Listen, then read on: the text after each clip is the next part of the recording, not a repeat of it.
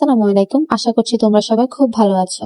তো আজকে তোমাদের সামনে আরেকটা নিউ ব্লগ নিয়ে হাজির হয়ে গেলাম। এখন আমি সুন্দর করে ভিডিও এডিট করা শিখছি। সকালবেলা ঘুম থেকে উঠে রাত্রে যে হেলদি ড্রিঙ্কসটা বানিয়ে রেখেছিলাম সেটা খাচ্ছিলাম। আর আমার মুখের এক্সপ্রেশন দেখলেই তোমরা বুঝতে পারবা যে এটা প্রথমে আমার থেকে কি পরিমাণ বাজে লাগতেছিল। কিছুক্ষণ পর মনে হচ্ছিল যে না, এতটাও খারাপ না, ভালোই লাগছে। ওষুধ মনে করে খেয়ে নিলাম আর কি। এখন থেকে প্রতিদিন সকালবেলা ঘুম থেকে উঠে আমি এরকম ঘাস ফুস লতা পাতা খাবো, সেজন্য আগে থেকে প্রিপেয়ার হয়ে থাকাটাই ভালো মনে করছি। আর হ্যাঁ, বাড়ির যেসব ভাবিরা আমার ভিডিওগুলো দেখেন, প্লিজ আপনারা হাসাহাসি করবেন না। এই ড্রিঙ্কসটা সবার জন্য খুবই প্রয়োজন, আপনারা চাইলে খেতে পারেন। আগের ভিডিওটা যদি না দেখেন তাহলে আপনাদের উদ্দেশ্যে বলছি। ঘি আর পুদিনা পাতা আর হচ্ছে আদা, লেবু, এই চারটা জিনিস মিক্স করে এই ড্রিঙ্কসটা বানানো হয়েছে। আপনারা চাইলে আরো অনেক কিছু অ্যাড করতে পারেন, ইউটিউব দেখলে বুঝে যাবেন।